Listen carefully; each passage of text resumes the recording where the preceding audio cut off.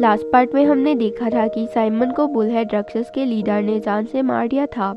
अब आगे जियान गुस्से से बुलहेड राक्षस पर हमला करने लगती है।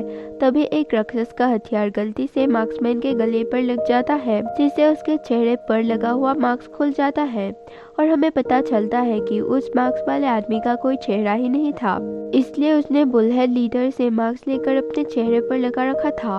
मास्क वाले आदमी ने जियान के बहन का चेहरा तालाब पर देख लिया था और जियान के उसके बहन के प्रति अटैचमेंट का फायदा उठाकर उसने वो खास तरीके का मास्क पहन लिया था। उस मास्क की स्मेल बहुत तेज थी और उस स्मेल का ही पीछा करके बुलहेड लीडर डागोट मार्केट पर पहुंच गया था।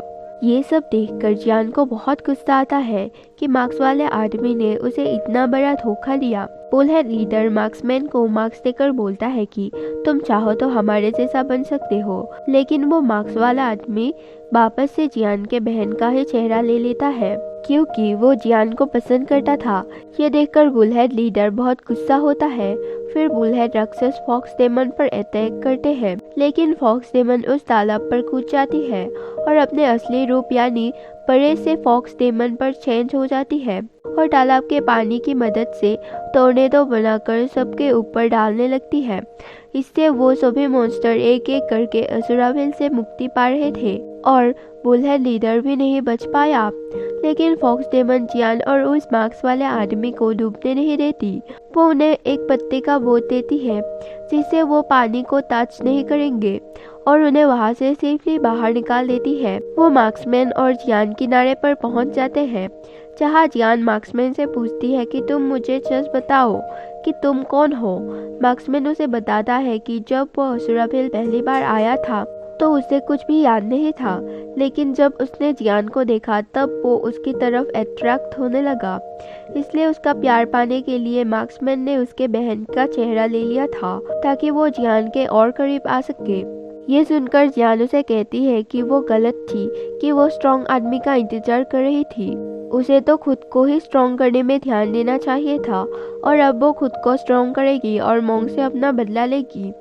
फिर वो दोनों फॉक्स डेमन के बताए गए स्टेचू की तरफ बढ़ने लगते हैं। वही हम देखते हैं कि बुलहेड लीडर अपनी कवच की वजह से बच गया था, लेकिन उसके सभी राक्षस मारे गए थे। इसलिए वो उस मार्क्स की स्मेल का पीछा करते हुए उनकी तरफ बढ़ने लगता है। जियान मार्क्समैन को बताती है कि फॉक्स डेमन ने उसे बताया था कि उन्हें उस स्टेचू को एक्टिवेट करने के लिए एक ग्रीन टनल में जाकर अपने दुश्मन को हराना पड़ेगा।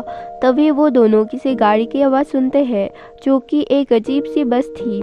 जियान उस बस ड्राइवर को फॉक्स डेमन के दिया हुआ टिकट दिखाती है और वो दोनों बस के अंदर आ जाते हैं। बस ड्राइवर उन दोनों को ग्रीन टनल का रास्ता बताती है और बताती है कि जिससे तुम्हें सबसे ज़्यादा डर लगता है और जिससे तुम सबसे ज़्यादा नफरत करते हो उसे ही तुम्हें उस टनल पर हराना होगा। जियान उसके लिए तैयार होती है। फिर वो बस ड्राइवर टनल का रास्ता बताती है जो कि उस बस में ही था।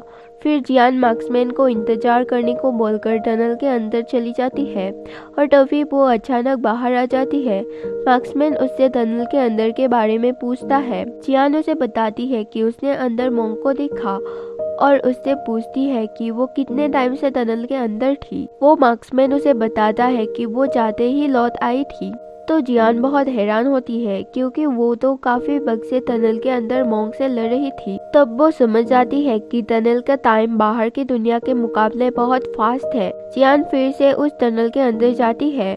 मोंग जियान को बताता है कि उसने ही बुलहेड लीडर को असुराविल में भेजा था ताकि वो सारे राक्षस डेमन और इंसानों को मारकर उनका पुनर्जन्म करवा सके और बुलहेड लीडर का कवच भी मास्टर ने ही उसे दिया था। लेकिन बुलहेड लीडर ने मोंग की बात नहीं सुनी और उल्टा असुराविल में कब्जा करने लगा। मोंग की बातें सुनकर जियान बहुत गुस्सा होती है क्योंकि उस बुलहेड लीडर की वजह से ही सुन और साइमन मारे गए थे और वो मोंग को अपनी शक्तियों की मदद से हमला करने लगती है, लेकिन मोंग उसे बाहर फेंक देता है। पर जियान हार नहीं मानती, बार बार उस टनल पर जाने लगती है जिससे उसकी ताकत धीरे धीरे बढ़ रही थी, लेकिन मोंग उसे हर बार हरा देता था।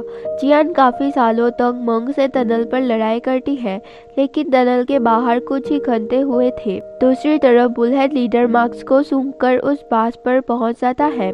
जियान जब टनल पर जाती है तो देखती है कि टनल पर 30 साल गुजर गए थे। अब मोंग बहुत कमजोर और बुरा हो चुका था। जियान अपनी पूरी ताकत लगाकर मोंग पर हमला करती है और इस बार मोंग को हरा देती है। जियान मोंग के मंदिर को भी डिस्ट्रॉय कर देती है और मोंग भी मुक्ति ले लेते हैं। मोंग के मुक्ति लेने से बुलहेड लीडर का कब्ज भी टूट गया था। जियान उस टनल से बाहर आ जाती है और अचानक बस का भी एक्सीडेंट हो जाता है। जियान और मार्क्समैन बस से बाहर निकलकर देखते हैं कि सांप का स्टेचू ग्लो कर रहा था और सारे पेड़ पौधे मिलकर सांप के पैर और पूंछ के बीच ब्रिज बनाने लगते हैं और बस ड्राइवर उन्हें बताती है कि यही वो रास्ता है जिससे असुराविल से बाहर निकला जा सकता है। जियान और मार्क्समैन तेल की तरफ बढ़ने लगते हैं। बुलहेड लीडर की भी सारी शक्तियाँ खत्म हो गई थी और वो भी असुराविल से बाहर निकलने का डिसाइड करता है। जियान मार्क्स वाले आदमी से रास्ते में बोलती है कि वो बाहर निकलकर अपने बहन को ढूंढेगी और मार्क्समैन को अपने उस खास पर्सन को ढूंढने को बोलती है। तभी वो दोनों देखते हैं कि वहाँ सारे ग्रीन क्रिएचर सोए हुए थे और वो दोनों बिना आवाज किए वहां से आगे बढ़ने का ट्राई करते हैं। तभी वो देखते हैं कि बुलहेड लीडर भी उनके तरफ ही आ रहा है।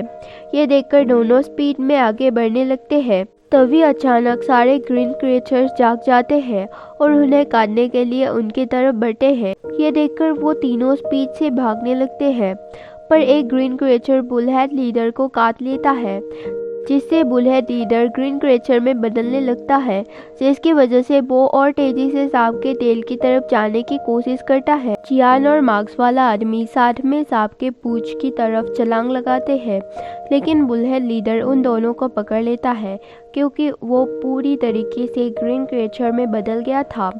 मार्क्समैन बुलहेड लीडर को पकड़ता है, जिसकी वजह से ग्रीन क्रिएचर उसे काट लेता है और मौका पाकर मार्क्समैन उस ग्रीन क्रिएचर को मार देता है। जियान और मार्क्समैन नीचे गिरने लगते हैं। जियान बहुत दुखी होती है। तभी मार्क्समैन ग्रीन क्रिएचर में धीरे धीरे बदलने लगता है और इसकी वजह से उसके पंख निकल आते हैं और वो तेजी से जियान को लेकर सांप की पूंछ की तरफ बढ़ने लगता है, क्योंकि वो अभी भी पूरी तरीके से सेंस नहीं हुआ था और वो किसी भी हालत में जियान को बाहर निकालना चाहता था। मार्क्समैन फुल स्पीड में जियान को सांप के तेल में फेंक देता है, लेकिन जियान मार्क्समैन के बिना बाहर नहीं जाना चाहती थी और मार्क्समैन का हाथ पकड़ लेती है, लेकिन अब मार्क्समैन उसके साथ बाहर नहीं जा सकता था और वो पूरी तरीके से ग्रीन क्रिएचर में बदलने लगता है। जियान बहुत दुखी हो जाती है। लास्ट में मार्क्समैन का हुइसल उससे अलग हो जाता है और जियान उस हुइसल को पकड़ लेती है। फिर हम देखते हैं कि जियान असल दुनिया में लौट आई थी, मगर उसे उसकी बहन कहीं नहीं मिलती, लेकिन वो एक दिन हुइसल का आवाज़ सुनती है और उस आवाज़ का पीछा करते हुए उसकी तरफ जाती है और जब वो लिंगसेंग पैगोडा मंदिर को देखती है तो बहुत इमोशनल हो जाती है। हुइसल बजाने वाला बुजुर्ग आदमी उसे बताता है कि लिंगसेंग पैगोडा मंदिर असली नहीं है, असली मंदिर तो बहुत पहले ही टूटकर गिर गया था। अब उसे वापस बनाकर एक म्यूजियम बना दिया गया है, जहां वो अंदर जाकर पुरानी चीजों को देख सकती है। जियान उस म्यूजियम में जाती है और उसे वहां अपनी बहन की हेयरपिन मिलती है, जो मोंग से लड़ाई करते वक्त टूट गई थी। उस टूटे हेयरपिन को जियान बाहर निकालकर जोड़ने का ट्राई करती है, पर उसका एक हिस्सा गायब था। लेकिन जब जियान मार्क्समैन के हुइसल को तोड़ती है तो उसे वहां से हेयरपिन का एक हिस्सा मिलता है और उसे जोड़ते ही वो हेयरपिन पहले जैसा हो जाता है। इसका मतलब ये था कि वो मार्क्समैन ही जियान की बहन थी, जो लिंगसेंग पैगोडा से बाहर निकलकर असुराविल में पहुंच गई थी। और पूरे टाइम जियान के पास होते हुए भी जियान उसे पहचान नहीं पाई और उसने अपनी जान पर खेलकर जियान की मदद की। जियान ये सोचकर बहुत इमोशनल होती है।